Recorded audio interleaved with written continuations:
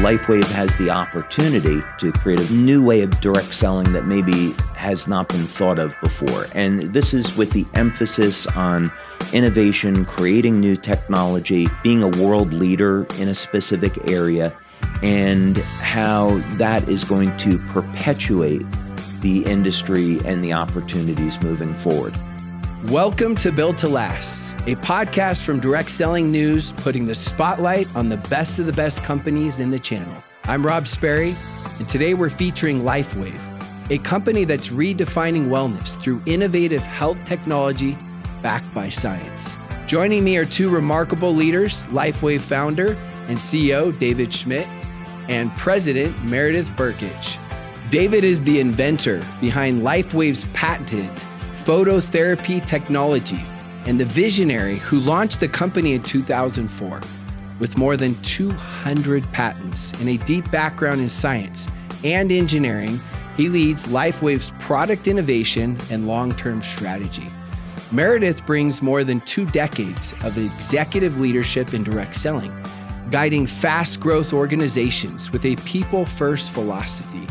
As president of LifeWave, she's focused on scaling the company's infrastructure and enhancing both the brand partner and customer experience around the world.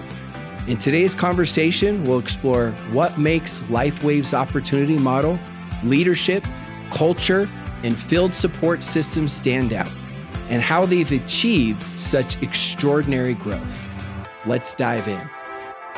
All right, so to kick this podcast off, I would love to hear from the visionary, the inventor, the founder on a little bit of the background. I mean, the company got started in 2004, but how did this come about? Like, what was your vision that really built this and kept this going and obviously scaled it? We'll get into the scaling a little bit later.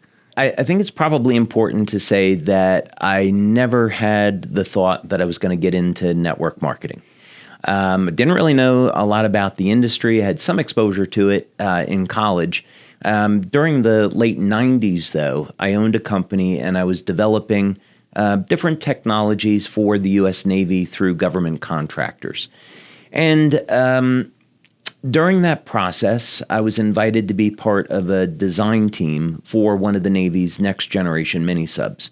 So I took a look at the program and I thought, okay, maybe I can come up with a way to help improve crew survivability, so I'll get to work on this. And what I learned about the mission profiles is that people were going to be having to stay awake for 30 hours, 60 hours at a time.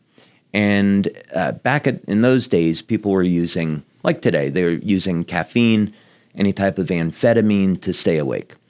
So I've always been interested in health, and I thought this would be a good opportunity to take a approach to this that maybe didn't rely on a drug. Maybe we could find a non-drug way to do this. So I spent several years. I came up with LifeWave as a technology. And then 9/11 hit. And military was interested in weapons and not survival equipment. So I had a family to support. So I thought, okay, well, there's probably people out in the public that are interested in a technology to help burn fat and gain energy. So I'll go ahead and start a company, and that's when LifeWave was born in 2002. So it was 2 years to figure out how to set up the manufacturing, doing clinical studies to support the work, and then what's the market research? How are we going to actually end up selling this? Is this through TV, radio, print? And along the way, it became obvious to me that network marketing was by far the best way to go to market, which we did in November of 2004, and it's changed my life in absolutely remarkable ways. Was it a lot harder than you thought, direct sales, once you got in those first couple of years, or was it what you thought, or was it easier than you thought? Way more difficult. I would say it was way more difficult because I didn't know anything about the industry. I made a ton of mistakes. I look back at it in retrospect, and I think it's only through the grace of God that we survived. The work hours were very long. They still are, and which has never bothered me because I love what I do. But yeah, I would say in one sense, the work was very, very difficult. But on the other hand, the business grew very rapidly, much more rapidly than I think through other means. And the rewards about meeting the people that you're helping, meeting the people that are building the business, just does not happen in any other industry. So I fell in love with the industry right away. That's such an important aspect. I mean, hearing that, I fell in love with the industry right away because it's a success principle. Everything worthwhile is always harder than we think it's going to be. It's not like, you could even go to the greats of all time, Tom Brady or Michael Jordan, and they're not like, oh, that was way easier than I thought, right? So hearing that passion is so key and critical to be able to get through those moments. Well, Meredith, you've described LifeWave's mission as maximizing human potential. Being around the channel for 2 decades and then seeing what LifeWave has done and become one of those built to last companies that has integrated this principle, like what do you see that you guys are really doing to integrate that? Because I know sometimes it can sound like a cliche, right? But cliches are cliches for a reason because they're timeless principles that actually work. I think that maximizing human potential is something really at its core that we all want to do. I think we talk about it a lot. And yet I heard a message many years ago that said that the graveyard was full of the most human potential. And it really struck me at the time because it is a multifaceted opportunity in direct selling, not only from the financial impact that you can have to create a better life for your family, but to be the best version of yourself. And I think that's physical. Of course, it's spiritual, and it's certainly mental, and are we always striving to be better and be that version for our families, for our communities, and for our teams if we're so fortunate. And I think that at LifeWave, to start out with a founder, with a person like David Schmidt, who has, as a core driver from the very, very beginning, said, I want the world to be a better place, and I want people to have the opportunity to be empowered to be that best version of themselves. It all starts there, right? That's the core. And so how does that reflect and translate into what we do at LifeWave? We're constantly asking ourselves, will this empower people? Will this give them the tools that they need? Will this give them the products that they need? Will we be providing a tangible way to better themselves? Yeah, it's interesting how you say that, and you start out with David, because I look at it as it's like a ship, the vehicle, indirect sales, the company. And inevitably, there are going to be storms that come. It just happens. The greatest stocks, the greatest companies have them. It's perspective, it's reality. But who's the captain of the ship, right, is so important, more important than anything else.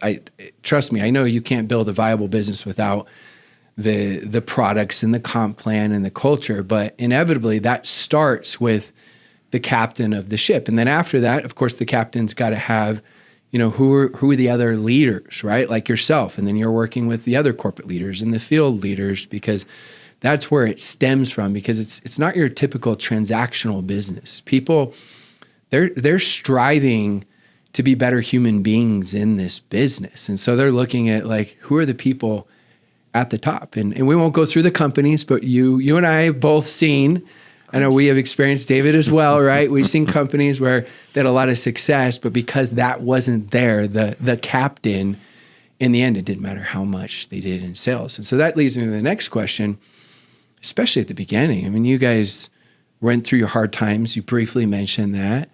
I'm guessing underfunded at times where I don't know, I'm guessing where it actually wasn't that. Okay. No, actually, our challenges occurred in 2006 and 2016.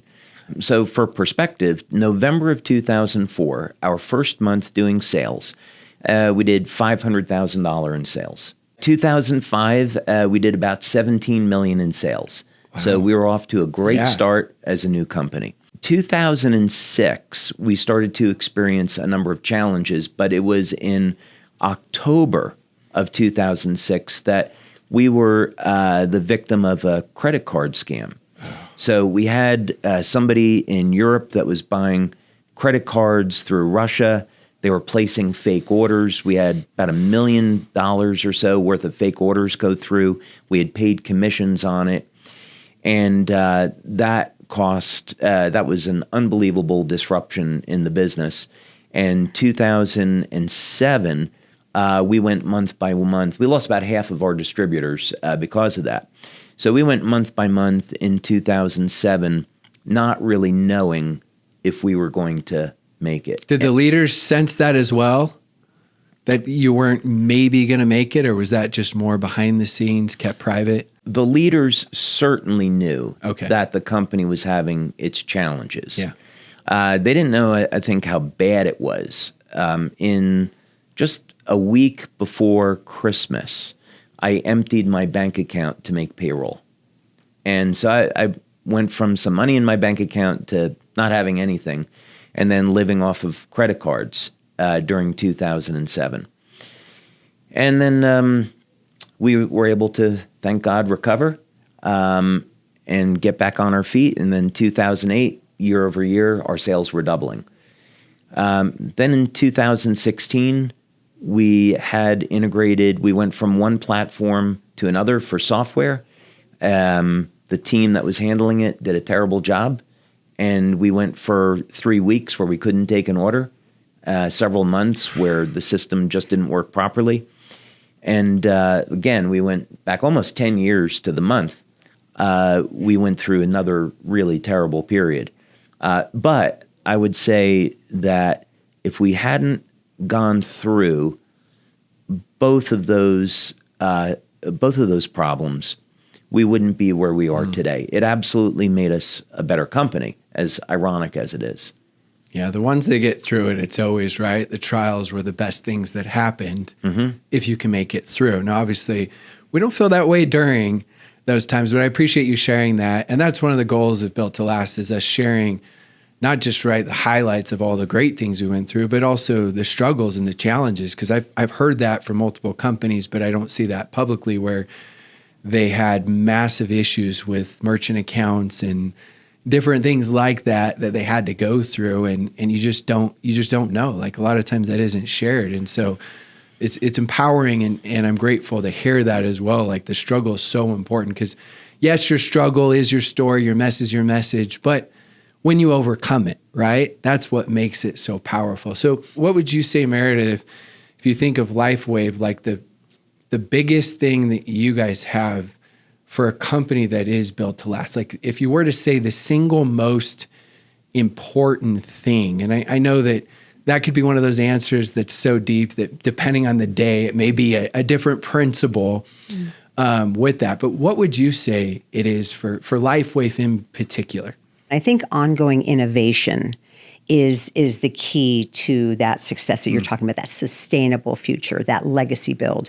And because David represents that innovation, because it really is an inventor at the helm here that is steering the direction of the company, it is much more important for us to have him in the front of the room, because the story that he tells and how he unveils the latest project, how he describes how it's going to change the world and make a difference in lives, really can only be delivered by the inventor himself. And that's why we can't get enough of David Schmidt on stage. And neither can our brand partners. They just want more David, and we're happy to make sure that we deliver that. So what would you say for you, like having a key to have a company that is going to be sustainable and be around? First, I would say an extraordinarily important part of why we've been successful is because of our leaders. And what's interesting is that over the years, like all of us, we've met many different types of people that get involved with the industry. And a common thread that Meredith and I see when we're on leader trips is that the leaders don't talk about how much money they're making or getting to another level in their finances. There's none of that. They're talking about, oh my God, let me share with you a testimonial from someone in my downline, and we're getting these testimonials every day. It's amazing how we're changing people's lives. So the leaders, they're amazing people. They're focused on helping people. They see the vision of the company and where the company is going. They see our commitment to the business. So I'd say first and foremost, the leaders that we have are incredible. We're blessed to have them. Manufacturing has been a great strength of the company. We manufacture our products, and we haven't had a stock out. So we can today support a company doing over $2 billion US dollars in sales yearly. I started out of my home with a purely manual process. Then we subbed out to going to what I'd say is a semi-automated process. Then we had a piece of equipment retrofitted to make it automated, and today it's incredibly advanced. We use robotics, we use computerized vision detection systems, and it's very, very high speed. So the manufacturing has been an important part in being able to keep up with our growth and going through spikes in sales.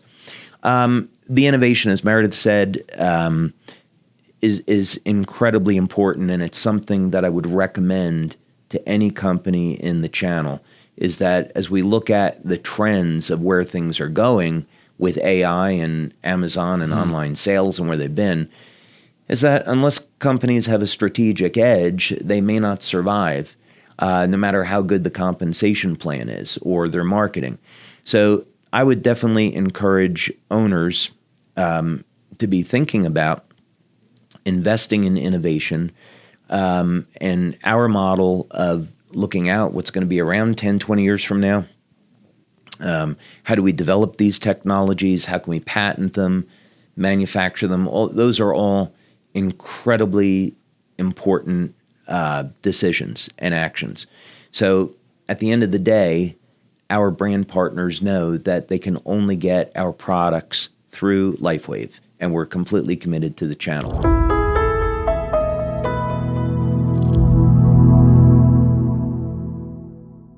I think some of the best products are always the ones that have so much complexity. They're like, wow, it's amazing. But then you find a way to simplify it, right? So oh yeah, I get it. You have your X39 patch, and we're talking a lot about innovation, and I'd love to learn more. Well, in terms of complexity, it's interesting you say that, because the patch on that level, as far as a technology, is a nanoscale organic array that's designed to be an optical filter. Using stereoisomers, they create a phenomenon known as circular polarization of light, and this allows the device to open up a communication channel between the device, the skin, and ultimately the receptors in the body. So it's technically complicated, but it's been simplified in such a way that anybody could use it, and takes 10 seconds to apply, and you get the benefits all day. But in simplistic terms, the LifeWave patch technology takes advantage of the fact that ultimately human beings are powered by light, which means if you can take any human, plant, animal cell, put it in a room that's completely dark. We use a device called a photomultiplier tube, and you can detect very minute photons. They're called biophotons because they're coming from living systems, coming off of those cells. And these pulses of light are so coherent, they resemble laser light. And the reason why all living systems have this light is that they initiate thousands of different biochemical reactions within the cell. So ultimately, as Robert Becker said in the late 60s, it's the electrical systems of the body that control the biochemistry, but here now more refined today, we would really say it's the light that's emitted from the cells that controls the biochemistry. So the LifeWave patch is a form of phototherapy. We stimulate the skin with very low levels of light. This activates receptors in the cell. And on our first product, which is Energy Enhancer, it's going to upregulate what's called beta oxidation or fat burning. So you wear the energy patches, and we can analytically demonstrate through blood, urine, saliva testing, bioelectrical testing, that that's exactly what happens. A 23% increase in fat burning from applying Energy Enhancer. With X39, which is designed as a longevity product, we are activating receptors with light that turn on the peptide GHKCU, and that, of course, has phenomenal longevity benefits. You started doing research and then launched at the marketplace how long ago? I started the research on X39 in 2008. Wow. And this was long before doctors ever started using it. It had been discovered by Dr. Lauren Picard around 1970 or so. And Dr. Picard should win a Nobel Prize for this work because it's probably the most powerful peptide in the human body, which declines with age. That's responsible for resetting several thousand genes back to a more youthful state. We compare that to something like resveratrol, which resets two genes, the sirtuin genes, back to a more youthful state. Exercise, I know you like to exercise, so resistance training, that's going to reset about 78 genes back to a more youthful state. So when we consider we can apply light to the body in the form of a patch, and it doesn't really take any time, and it's going to reset thousands of genes, that's something well worth looking at. I mean, that right there, combined with it takes 10 seconds and it works. Right. Those last two sentences Right. alone. But that goes with practicing what you preach, you're telling me how you want to have products that are working 10, 20 years from now. You got to be ahead of the curve. And that just shows that you actually were. It's not just like saying like, I hope, I want to, Right. It shows that proof of concept. So here's one of the challenges that I see that you guys have navigated. So I want to hear how. I love these interviews because I'm genuinely always curious. I've seen both sides do things wrong, meaning I've seen where they're stuck just on one product and there's never any innovation. And then I've seen other companies where it's like they have something that works well, but they cause confusion because they don't have the hero product, or you don't even have to say product. It could be story and direction where multiple products can fit in that story, but they cause confusion. It's like learning, I relate it to corporate in the field where it's like they learn how to play basketball and they're like, basketball's great, guys, but guess what? We're going to go play baseball now. But it's amazing, this new thing. And then all of a sudden it's like, now we're going to play football. So how have you guys been able to do that with so much innovation, but keep that synergy and cohesiveness? First of all, the key to, I believe, the innovation success at LifeWave is it is never based on the Me Too concept. At LifeWave, it isn't about that. It's about David, divinely inspired, most of us believe, to see a need in society, to see something that needs to be done to improve the human condition from just observation and being curious and being interested and being passionate about people. And so once that's identified, the thought process that goes in is years down the road. And so again, we're not running around just trying to figure out how to grab the market share of this new thing. It's like, what is core to the human experience? What is a problem that needs to be solved? And I think that that's the type of innovation we do. I think that that's very, very helpful. And then the longevity of it is that by the time other companies see it and see, they've captured all this market share, we're going to rush about and try to Me Too ourselves right onto that. We're already well onto the next invention, years into the next invention. And so I think that creates this ability for us to scale in a way that other companies can't compete with. How do you guys decide when to move on to a new product category? Because there's innovation for the same category, but I know some, I don't know what's allowed to be shared, what's not, with what's in the works, but you guys have developed new categories as well as looking in new categories, right? Because I see some huge strengths and challenges, and it's like sometimes you're in momentum and it's like, let's not touch it. And other times like, no, let's be forward thinking. I think back to Tiger Woods when he just won the Masters, and he goes back and changes his golf swing and everyone thinks he's crazy. And then he goes on to win more and more and more. So I've seen it go both ways, and you guys have obviously made that work, but what goes into that? Like, I know it's innovation, I know it's forward thinking, but I'd love to hear. Well, it starts with benefits.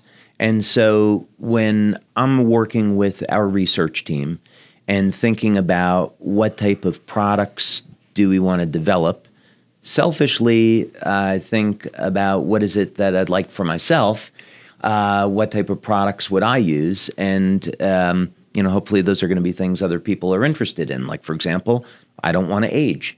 And I'd be willing to bet there's probably a lot of people that feel the same way. So the thinking was that X39 was such a massive success that on a technical level, we got about 1/3 of the way to stopping aging. That's what copper peptide does. So it's not a complete solution for stopping aging, but it's certainly an indication that it might be possible. So then the question is, could we develop a technology that would allow people to stop and even reverse aging? That's the goal that we set in our research. And if you do a scientific analysis of it, you'd say that mainstream, especially 10 years ago, mainstream said, well, it's not possible. Lifespan is limited to about 115 years old. Although today, there are groups of scientists that say, well, there's really no limit to how long people can live. There's some rationale that says, well, maybe human beings could make it to 1,000 years old. So how do we create that technology? So the answer always comes back to God and nature. So we see examples in nature of species that never age. They've been able to defeat the normal process of aging. So we began to do studies of some of these species in our lab to try to understand whether or not we could discover how they're doing it and then apply that into something that'll work on human beings. But that's how we develop the products with that kind of thinking, is going down a path that few people go down or don't think is possible, and then end up developing technology, patenting it. And by the time we get that technology to market, we're already several years into the next thing. Are you testing it with leaders, with corporate executives, like clinical studies, all of it, some of it? So we've already completed 6 clinical studies on human beings. Wow. And those studies have involved blood testing, urine testing. The urine testing has been extraordinary in terms of what we find, what's going on in the body. We use something called a physio suite. So we look at heart rate variability. We look at EEG. We use a BioWell, biopulsar, bright field, dark field microscopy, a whole suite of different analytical devices so we can really understand what effect this is having on people. And then after that, then we say, okay, we'll finally let leaders try it, which they have recently. And the exciting thing about this technology is that it is the next generation of light therapy. So LifeWave has been about stimulating the skin with light, but now this new technology embeds light into water.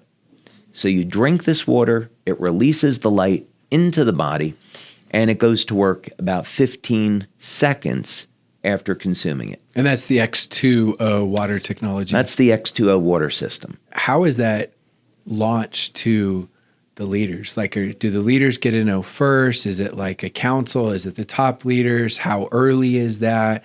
Because obviously we know the importance of the law of the buy-in, right? But then we know sometimes things are told too soon, and it's like they're out promoting, there's confusion, but there also needs to be excitement. So how does that process work? So, well, in the beginning, you actually touched on something, Rob, that I think is critically important to consider, which is how do we introduce forward-thinking innovation without creating a brand identity crisis? Yeah. Because we know that confused minds say no, and the company, the movement, the journey that brand partners fall in love with, if all of a sudden it seems to be heading off in a different direction, we've seen how that can end very badly for people. So from the very beginning, when David, on our monthly and then sometimes weekly calls where he shares glimpses into his vision of what's 5 years, 10 years down the road, we begin thinking about it, because obviously this is a gift that we are going to be delivering to tens of thousands, hundreds of thousands of people. How are we going to position this product to tie into the light, to tie it into that age reversal? How does this work?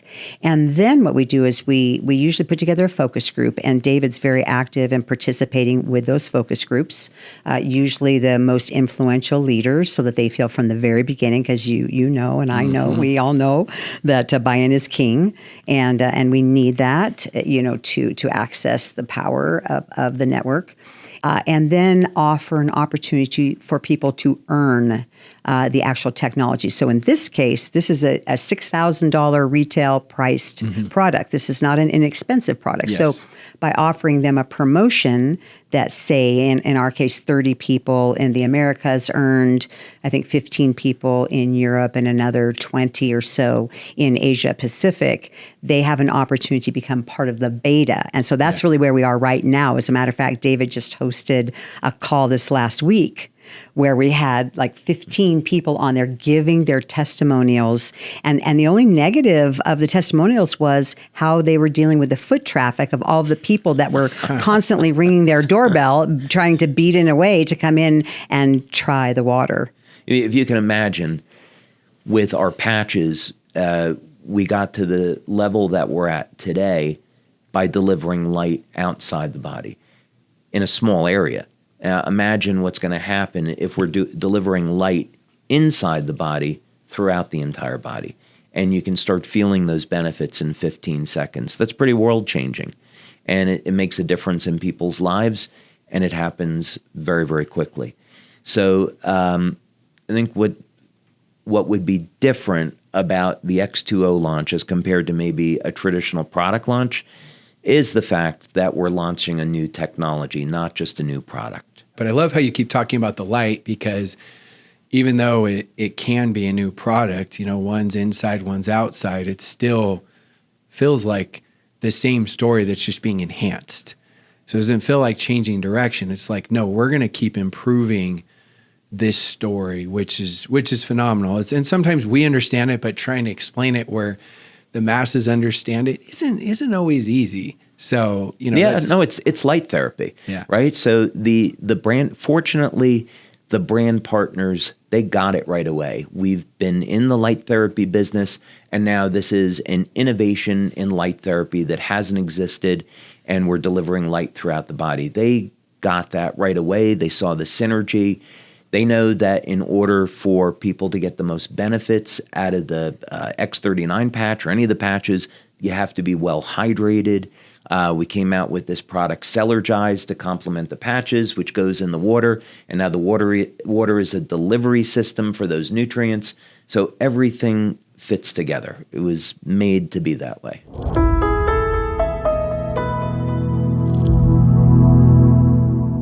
I want to talk about the opportunity now, because going from, 2002 of this idea, 2004, let's launch this, to 2004, right? You go, yes, you have challenges, but it goes like really, really well, gets to 18 million. 2006, we've got the challenges. 2016, some more challenges, but that becomes a strength. And then all of a sudden, I'm looking here, 2018 to 2024, 30 times growth, win the Bravo Award for most year-over-year growth for the top 100 companies. What happened? I know that could be hours and hours, but what? That's not normal. And obviously there's a foundation built, but what happened? I had spent 10 years and invested $4.3 million into stem cell research. And this is, again, part of this forward thinking. And so when X39 was born, I began to think about and speak with our marketing team that we're not releasing another patch product. This is the third phase of release in our company. So I knew we needed to separate this for the opportunity from everything else we had done before to create a very specific dividing line. So the way that I positioned it with the marketing team was, think of Energy Enhancer, IceWave, Silent Nights, those products as being lifestyle products. That's what we started with. And then the second phase of the company was all about anti-aging. So now we're entering the third phase of the company, and this is all about stem cells and regeneration. And the timing happened to be just perfect. The closest comparison that we had was a stem cell injection. So if you wanted one stem cell injection, that was going to be between, let's say, $3,500 and $5,000 for a single injection, and about a third of the time it wouldn't work, and there was also risks associated with it. And our product, in contrast, for a brand partner was $100. And it's a product they could use every day, had no side effects, worked with the human body, and had benefits that, in fact, exceeded what you could see with stem cell injections. So from the perspective of the opportunity, the leaders started to see there was this enormous value proposition. So absolutely, that was a contributing factor. But one thing that we did, I think, really, really well, which could be a good, marketing lesson, is we didn't make it available for sale in the initial 6 months. What we did was we said, okay, first we're going to give samples to our leaders to use gratis. And then when we went to market in July of 2018, we said, if you want this product, you have to go out and sponsor, build the business, get a customer, and then we'll give you a free sample. And we started getting in a crazy number of testimonials. We built excitement. We were never selling the product, and sales were going up. So once we started selling the product and hit the ground running with it in January of 2019, we just escalated from there. We went from 20 million to 60 million in 1 year. But what a unique, like you said, marketing research that you did rather than quick fix promo or like, let's launch this and all these different things. It's like, no. I know the product works. You were doubling down on it. And in the sense you didn't know if you're going to make money, you probably thought we may lose money over the course of time, but in the long term we'll make money, even though that wasn't the case. Right. And I know with that, with all the success that you guys have had, most people would not touch anything with their comp plan. And going back to you guys talking about being innovative, right? As you guys have had made those changes and you don't take them lightly, but again, you're thinking 5, 10, 15 years from now. So, and you're going through another one, correct? So maybe talk a little bit on that. I think decision-making process at any company needs to be done responsibly and carefully and respectfully, because the reality is we hold in our hands the dreams and the hopes and aspirations of tens, hundreds, maybe millions of people. And so it weighs heavy, I think, in any change management process. You cannot be abrupt. You cannot be disrespectful. But you have to do what's right, and you have to do what's right for the business. We have the luxury and the benefit of being able to change at a time when people are looking for a reason to stay with LifeWave, to grow LifeWave, and not to leave LifeWave. So actually the timing is good. We are going to be paying over 60% more people with the new plan. And who are those people? People in their first 90 days. And so because of all of the work and the investment and us understanding what it takes to get a new person to join a company, to enroll, that can be weeks, months, years, the fact that we are going to respect them by building a pathway for them to earn quickly, that's the magic. The approach that Meredith and I take with the leaders and the brand partners has an element to it. I don't know if other companies look at it this way or not, but I think one of the things that we've done is when we speak with our leaders and brand partners, we come from a place of appreciation and thinking about how can we thank our leaders for all of the success that they brought the company. And this is an important perspective because it shows up in some real world benefits for them and for the company. So for example, last year we had our 20th anniversary, and these events take a year to plan out. So as we were thinking about what did we want this conference to look like, we very much started with this idea that it was going to be a celebration. We wanted to celebrate 20 years. So we're very fortunate, in thinking through the planning. We got the original Blues Brothers, Dan Aykroyd and Jim Belushi, to come on board. And then another opportunity presented itself with Gwen Stefani and Maroon 5. And Meredith is like, what about the budget for this? And, fortunately, as the owner, I was able to say, this isn't about the budget. I'll take care of it. This is about letting the brand partners know how much we appreciate that we made it to 20 years and that we're on top now. And we have to find a way to meaningfully say thank you.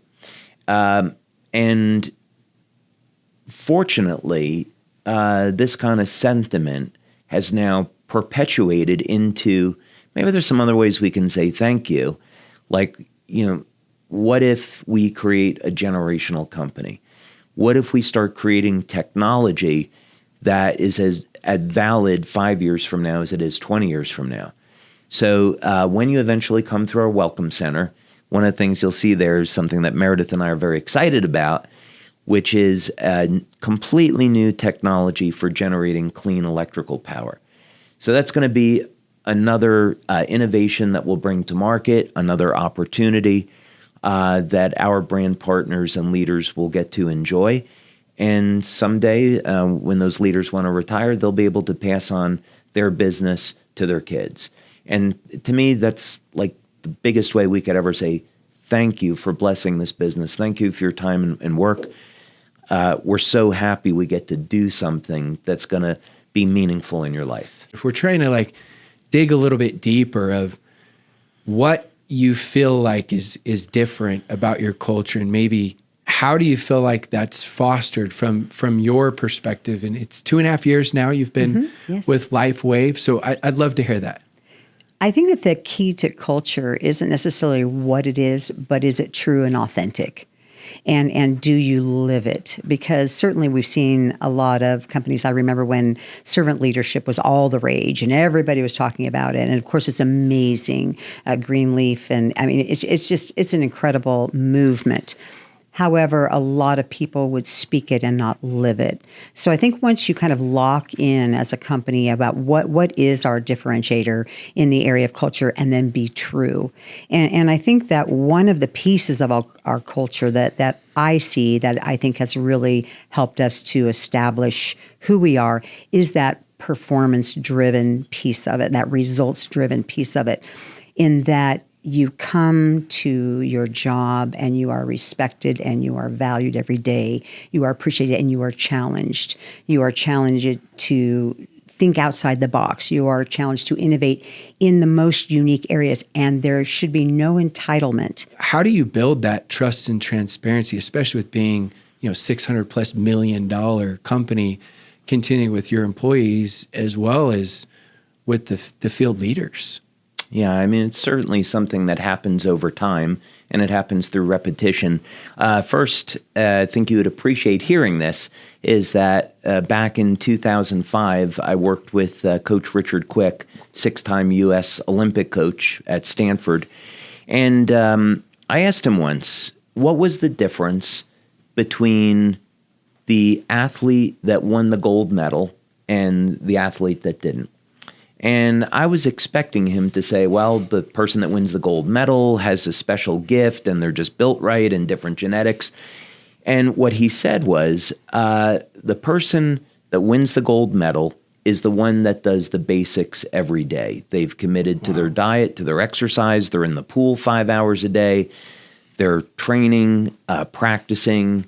They're doing the basics over and over again every day. Those are the people that are winning the gold medals. And so I think the same is true in business. If we're going to be successful, there are a few very fundamental, basic things that you have to do each day. But the other side to it is you build trust over time, and you do it through your actions and your words. So if you say something, you have to deliver on it. And if there's a change in circumstances, you have to be transparent and you have to tell people. It's, I think I've come to realize that the relationship that the company has with its brand partners is very much like a marriage.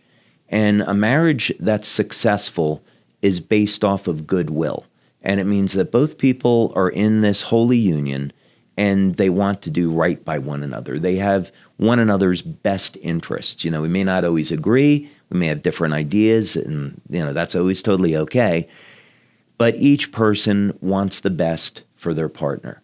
And so in networking, if the company wants what's best for the brand partners and the brand partners are going to protect the company, that is going to be something very special and it's going to have a lot of longevity. So I think one of the things that Meredith and I have done really well is that when we talk about making LifeWave a generational company, they're not words. We show them exactly how it is that we're going to do that, how we're going to accomplish it. We give them a plan. We give them a timeline. We show them technology. So they say, oh, okay, this is real. And we know because the company has delivered on its word over the past 20 years, we can know that this is the direction that they're going in. So we'll commit our time. So, as an owner in the business, I want to be respectful that we're not wasting people's time, that we're working together to build.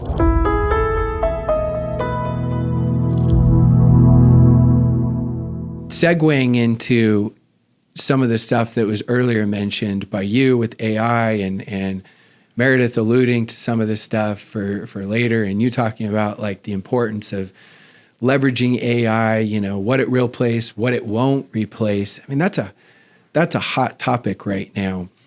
I'd love to be curious, because you're so big on innovation, on what you're already implementing and what you're looking at implementing with AI. And I know it could change next week because it's changing so fast. Yeah. So when we've had meetings with the staff, my mandate to the staff has been, number one, don't hire anyone unless they can tell you how they're going to implement AI into their job and how they're going to leverage that. And we want to see plans based around integrating AI into the organization. Now, that said, we also have a mandate where we will refuse to let people go because of AI. So let's say, for example, we want to integrate AI into customer service. We will not have layoffs. I do not want LifeWave to turn into a company where people are displaced by technology. I think that is an incredibly dangerous, toxic precedent to set. It's demoralizing to people that are on the team that stay, because they'll wonder, well, when am I going to lose my job? So I would rather look at this as AI is a tool. Let's use it to improve efficiency. In our research, we use AI to do some basic information gathering to be as efficient as possible, but we're not going to use that as a means to replace people. We'll use that to go to 24/7 customer service. With robotics, we're taking a similar approach. I want to have 24/7 order fulfillment, and we'll do that through robotics. But we're not going to replace human beings.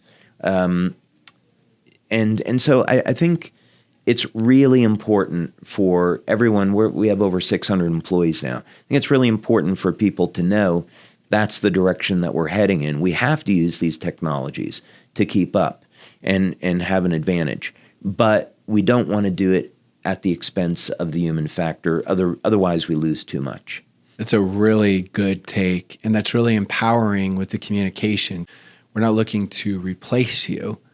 We're looking to enhance your role, and AI is part of that enhancement. I've looked at even my business, at first I'm like, oh, is this going to take away from a lot of things I do? It's made me 10x better.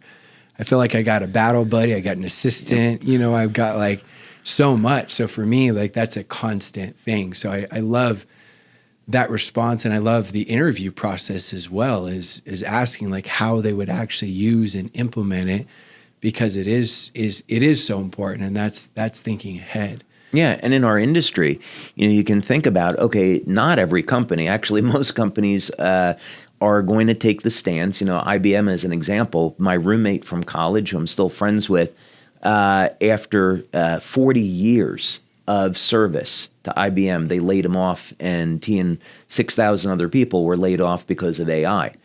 So that's something that I saw in my personal life. And because other companies are going to take that route, people are going to need to be looking for work. And my opinion is that the direct selling industry is about to go through the biggest growth that it ever has been because of this phenomena. Companies will start using AI as a means to reduce costs. There'll be people that'll be out of work, unemployment will go up, and those people will need to supplement their income, and our industry will be one place where they can turn. So if we're adopting these technologies and using AI to make it easier for brand partners to operate a business and earn money, we're going to be so far ahead of everybody else. I love that vision. And going on with that vision for direct selling and the gig economy and how we evolve, Meredith, I'd love to hear just in general, first from direct selling, like, how do you see it evolving, then how it's evolved and how you see it evolving the next 5 to 10 years, and fit LifeWave into that as well, how you guys are implementing that? So how do we incorporate things like weekly pay and maybe even at some point daily pay for some? So how do we make it quick in their pocket? I think that that's really what we're all about here. So our compensation design team was looking at how do we reward, yes, immediately, quickly, and simply, but how then do we also balance that for the people that do look for that generational company? Yeah, and when you really break it down, if someone were to list out like their perfect dream job, it really is direct sales. When they say, well, sure, I want to have a great boss, I want to have a great culture, I want to have some time freedom, flexibility, right? Done wrong, I get it, can be your biggest nightmare if you feel like you don't have the right products and culture and all that, but done right, it's your greatest dream. So finishing with this question, what do you want the legacy to be for LifeWave? Like, you think 10, 20 years, and I know you think much beyond that. You think passing it on and what people are talking about 20, 30 years from now about LifeWave and what it's done and for human beings, what it's done for direct sales, right? Being one of those built to last companies. Like, what is that? Because you've talked a lot about legacy, which I love. What is that vision? I kind of like superheroes. And so I think that shapes a lot about the way I think about things. So, the traditional superhero is get the bad guy, rescue the girl, save the world, right? So I think simple stuff, right? So I think if we were looking, 20, 30, 40 years into the future, we're at an important moment, and we have some extraordinary opportunities. We're dealing with technologies that have the potential to stop and reverse human aging. So thinking about that beyond the individual, what that means is that if we turn that into a reality, and the technology ends up doing that, that means we have functionally, because we're keeping people healthier, we reduce healthcare costs on any one given country. And then that money that countries are saving can be turned around for humanitarian purposes. Let's take people that are homeless, to feed people, give them home. If we think about this on a very, very large level. So the technology has some very, very far-reaching consequences. It also means that when people are getting into their 60s, 70s, 80s, now, maybe they're functioning like someone in their 30s and 40s, and they're productive. They're no longer a burden on society. And that's also an enormous benefit. So that technology has the ability to change society in a very, very dramatic way. The power generation technology that we're talking about, the ability to generate energy in a completely different way that's clean, healthy for the planet, to make people energy independent. The unit generates 20 kilowatts of power, which means not only do you get rid of your electric bill, but you make money every month off the grid. So 10, 20, 30 years from now, what that means is we've played a role in making the planet a cleaner place. We gave people a business that is recession-proof because we need power every single day. And maybe we've helped to reduce using fossil fuels and contributing to CO2 in the environment. And that's had a meaningful impact on our environment, and we've created a sustainable future. So I'm much more interested in leaving a legacy about making the world a better place than the one that I came into. That's what I would like. I always say good leaders have vision, great leaders give vision. And that's an incredible vision. And when you look at this profession, a lot get in for the money or for the products. But then they see with that, which are very important, an even bigger vision, which you just cast of some of those end results of what it can do, not just for you, but for the world, for humanity, it's very, very moving. That helps create that culture, that helps create that community, that helps create that loyalty where it becomes just so much bigger. So I appreciate you for sharing that, David. I appreciate you, Meredith. I appreciate both of you for taking the time and being willing to share some of your vulnerabilities, right? Things you've gone through, as well as many of your successes, because I really do know that there's so many little things that will give ideas to so many companies in this profession so that we can grow, because it is true that collaboration is the new competition. So thank you so much to both of you. We all appreciate it tremendously.